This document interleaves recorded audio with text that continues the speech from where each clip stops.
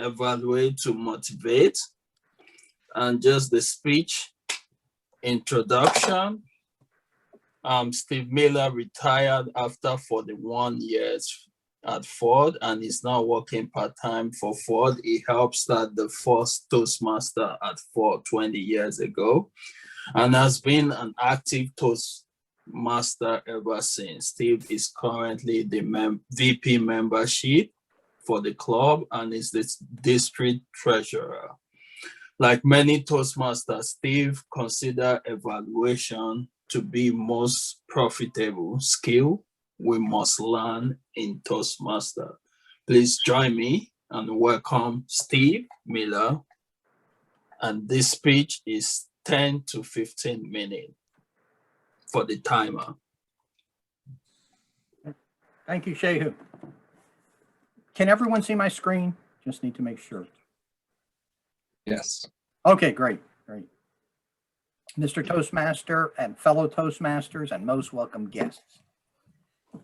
This is a speech that is prepared by Toastmasters to improve our evaluations. The one that I'm giving here is not the direct one from Toastmasters, but it's been added on to by other Toastmasters, and I picked it up off the web. There's a lot here. I'm not going to cover every slide. And some of the stuff I don't necessarily agree with, but I still left it in there and I'll just cover it. So let's starting on evaluate to motivate. Like Shehu said, evaluations are the most beneficial practice that we have in Toastmasters. Prepared speeches are great, and impromptu speaking is great. And evaluations is a certain kind of impromptu speaking where we learn how to give constructive feedback. When you're the evaluator, it's good. I'm sorry, I should have sent this to Maha before, to review the evaluation form beforehand so you know what to look for. It's also good to contact the speaker first and ask the speaker, is there anything you would like me to look for in your speaking? I know when we are meeting in person, there's something I like for the evaluator to look for, and that is I have this bad habit of slapping my pants when I speak. I can't do it now because I'm on Zoom, but I like the evaluator to look for that. Also, now this is something I haven't done, or I've done very little, but it's really a good idea, is to review past evaluations.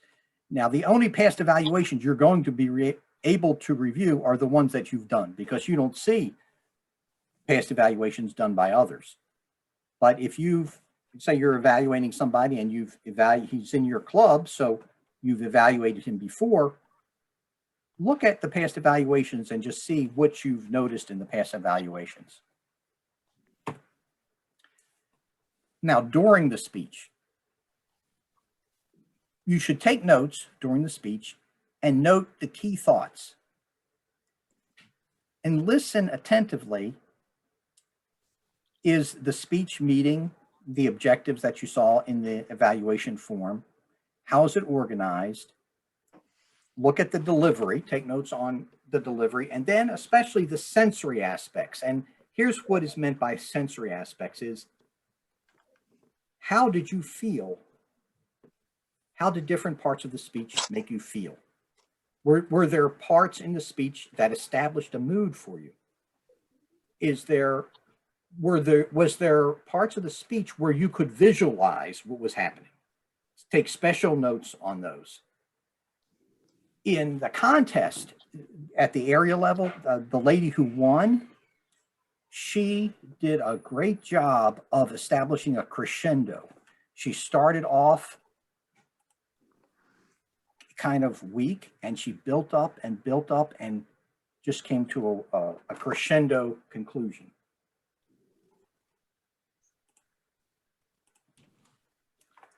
Now here's just some quick things. Just don't, as an evaluator, you don't rehash the speech because we already heard it. You're going to give an evaluation of the speech. You do you might want to say, what was your favorite? Actually, it's a good idea to say, what was your favorite part of it? But you focus is your opinion of the speech. Don't attempt to cover too much because an evaluation is only 2 to 3 minutes. So you can't cover everything verbally that's on the evaluation form. You just cover the main things. Now it says here, don't criticize without a suggestion. That means if you're going to say something's wrong or something can be improved, tell them how to improve it. But there are times when you just say, well, when I feel, well, especially if there was nothing else you could give constructive criticism on, I think it's okay to criticize without a suggestion if you don't have one, but just admit that you don't have one. Say, I hear something that I just felt could be better, but I don't know how to improve it. And I think that would be fine because you're admitting that you should have a suggestion, but you just don't know. A common thing is with the conclusion. A good conclusion is hard to do. And I may just feel that the conclusion wasn't adequate, but I don't know really how to improve it. Don't act like you're speaking for the audience. You're speaking for yourself. Don't say everybody thinks this or we think that. Say, I think that. And just a common sense thing is don't embarrass the speaker. It means like if the speaker did something funny, like say drooled or something, don't drool to illustrate what he did. You can dialogue with the speaker. This is an interesting thing on this because the Toastmasters version of this actually says you don't dialogue with the speaker. You just speak and the speaker listens. But there are times you do want to dialogue with the speaker.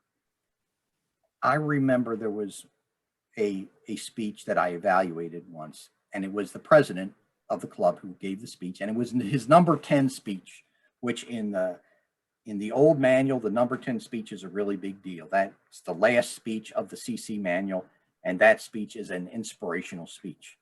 It's the culmination of all the 10 projects of speaking. And the president who gave the speech, he had apparently just memorized his speech. And he came up and he tried to give it from memory and he couldn't. And he just spoke for about 4 minutes and then he just sat down. Now I should have, when I was evaluating, then I should have said, John, what happened? But I didn't. I just gave the evaluation and because I was too strict, I thought we weren't supposed to dialogue with the speaker, but it is good to dialogue with the speaker sometimes. But generally, you don't dialogue with the speaker, you just give the evaluation because it can take too much time. Use positive words. So that's like, instead of saying you didn't use gestures, instead of saying it like that, you could say, at this point in your speech, it would have been really good to lift up your hands. Like pretty much all conversation, the words never and always usually do not work so well. And then remember the golden rule. Treat others as you would like them to treat you. Evaluate others as you would like them to evaluate your speech.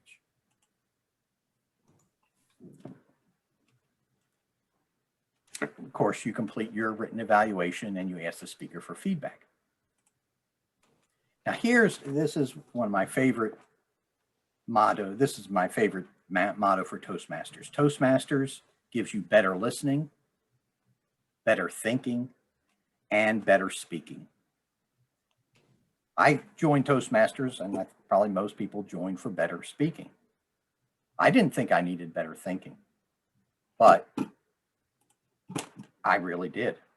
And I've seen how my thinking has improved by being able to speak it. Like Ben Franklin said, reading makes a fool man. Thinking makes a deep man. Speaking makes a clear man. By speaking what you think, that clarifies your thinking for you. Under this better listening is listen to the language, listen for the message, listening for your reactions. That listening to your reactions is the same thing I covered earlier about the sensory aspect of the message. Better thinking, this is a way to give an evaluation. You can say, this is what I saw, this is what I heard, this is how I felt. Another outline for an evaluation is, here's what I like the most. Here's how you might improve, and then list the speaker's strength. This is the most common way of giving an evaluation in Toastmasters. We call it the sandwich technique because it's got a positive, and in between is the constructive criticism.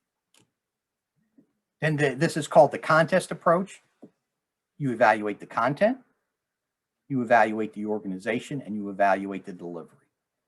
I think the reason this is called the contest approach is because if you're a judge at a contest, the judging form, you judge a speech on these three aspects. Now, better speaking.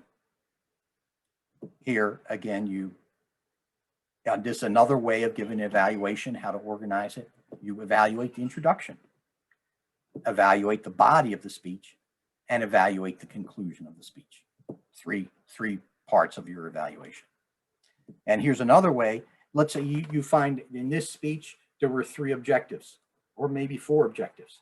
Then you evaluate how the speaker did toward each of those objectives that his speech was to accomplish.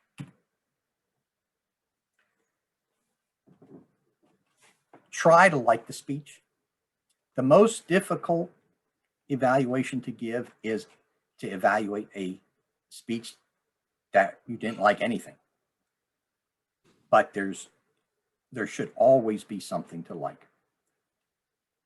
At the contest level, when we do have an evaluation contest, once every 3 years now, it used to be every year, but now it's once every 3 years. And in that, there was one time in an evaluation contest, it was a guest speaker who came from a different district. And the guest speaker purposely gave a terrible speech. And then after he did all these things that you're not supposed to do in a speech, he kept saying, but in your evaluation, don't mention this because I'm already telling you that that's bad. And it was a real curveball for the people that were in that evaluation contest. And they had to find something that they liked about the speech, which in that case was difficult. And try to like the speaker as a person. Be excited by what you heard and be a tutor rather than a teacher. What that means is a tutor is personal and a teacher is general. And a tutor is informal and a teacher is formal.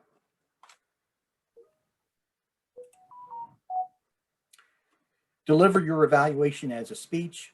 It's like a short speech or it's like a table topic.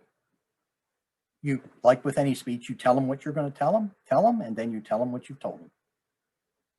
And support it with specific examples. Like any speech, you acknowledge your introducer, the audience, and the speaker by name. You speak primarily to the speaker you're evaluating. You use first person for what I think, and you're addressing the speaker as a second person. And at the end, you thank the speaker, but you don't thank the audience. Now these last slides here it's called evaluating the evaluators. And this is really for the general evaluator. One of the things the general evaluator does is he can evaluate the evaluations. The general evaluator evaluates the whole meeting, and that can include the evaluations. If, say, an evaluation is lacking, or even if it's not lacking, but just the general evaluator has something to add, that's a good thing to do, is to evaluate the evaluations. So it says, did you dialogue with the speaker? Did you discuss things that are mainly in the manual objectives? This is not so clear with the pathways because the evaluations are very similar for all the speeches. It may be best to ask the speaker first, what are the objectives? Is the evaluation clearly organized? Delivery aspects? Did you address the personal goals of the speaker? So that's something you would want to find out in advance. And you focus on the presentation, not on the presenter.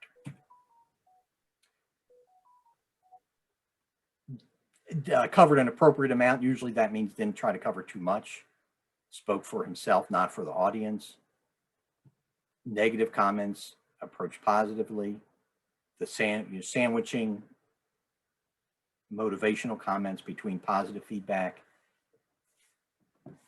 Had praise and gave suggestions for all the weak points discussed. Mr. Toastmaster.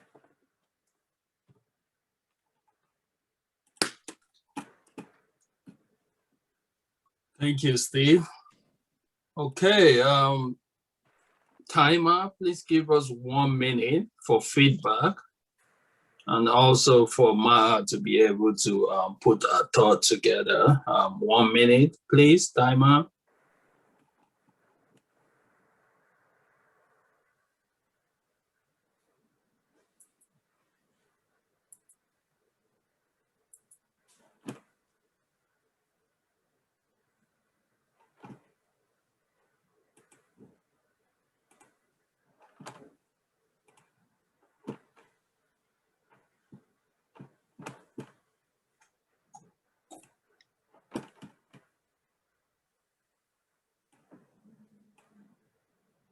Doji, you're in okay, right? I see your messages in there.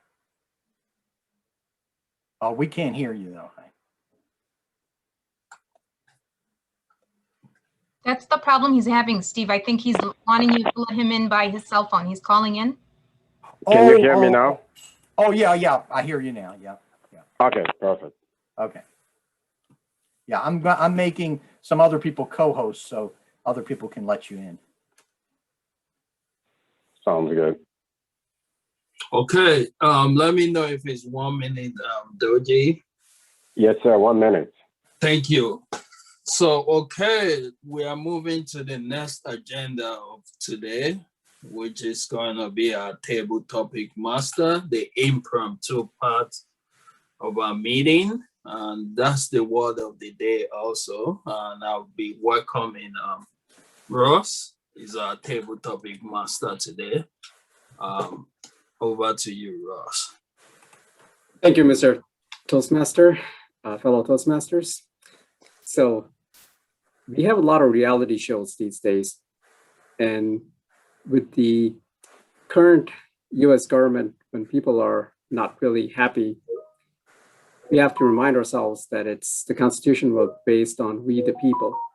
So as part of the reality show, this is an ideal, or this is just an imaginative situation where they decided that since neither parties are very good and people are discontent with the government, that they're going to randomly pick one person to be the honorary president of the day, and they could decide whatever policies they want and do whatever that they feel is appropriate.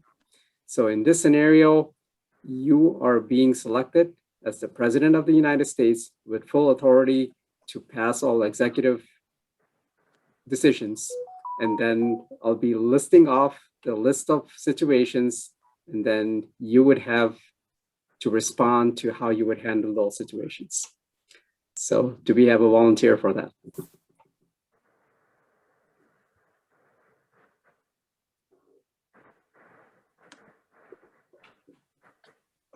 Okay. I'll go if no one else is going. Well, I don't think I better go because we have a lot of people here today. I want everyone to get a chance to speak. So I was the speaker. I'll start. I'll go. Yeah. Okay. Ross, what number did you say? Number 1 through 7. I'll take 7. Okay. So our nation has one of the highest rates of violence from all the major developed nations. And in order to address that, especially for the guns, how would you handle that crisis? Can you repeat the question? Our nation has the highest violence among all the, or most of the civilized nations. So how would you handle the situation of reducing violence, especially when it comes to gun control?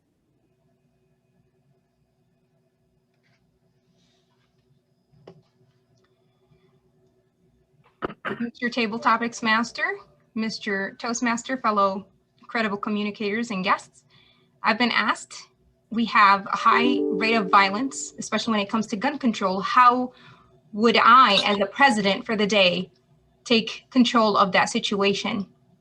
I think it is hard to do this in one day. However, if that's the only day I have, I'd have to act immediately to, first of all, our policing needs a whole revamping. I think that there's a lot of media attention on the police and how violent they are. What I think they need is they need a lot of training in not just how to handle situations, but also on how to work through situations in a non-violent way. I also think that for our citizens, we don't really need to have a gun in every household. And if we do, there should be a limit and licenses provided and have to be shown to get a license to own a weapon in the house.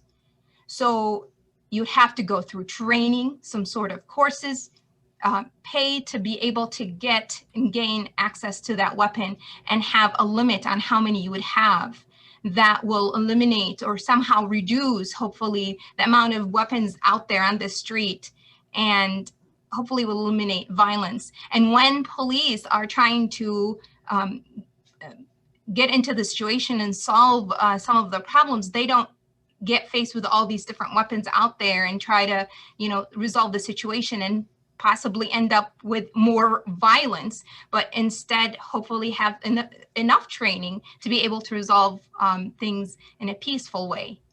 Back to you, Mr. Table Topics Master. Okay, thank you, Nagam.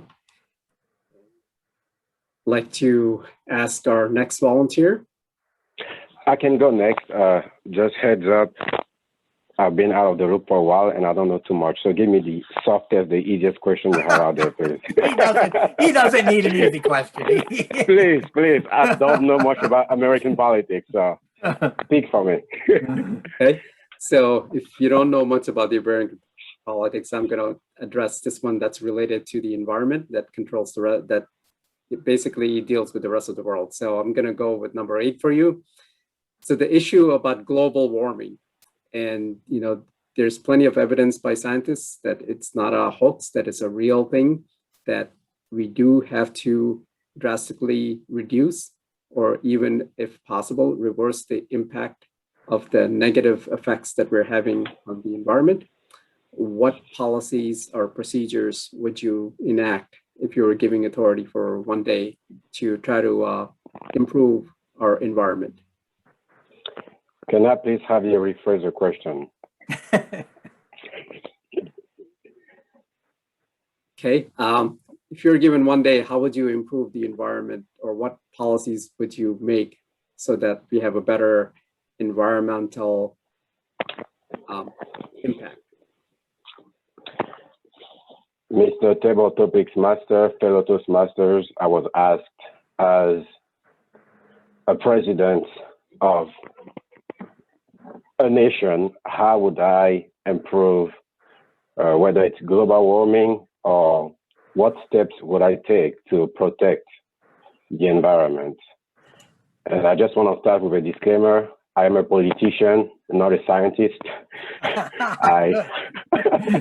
And so as a president, my first and foremost responsibility will be to leverage the expertise and the knowledge of those that surround me who are more educated in that area. If you look at different statistics and data, it is obvious that global warming is indeed happening all over the place. However, there are many contradicting views, whether it's based on someone's religion or experience. Someone in Alaska is not seeing global warming. And so as much as I will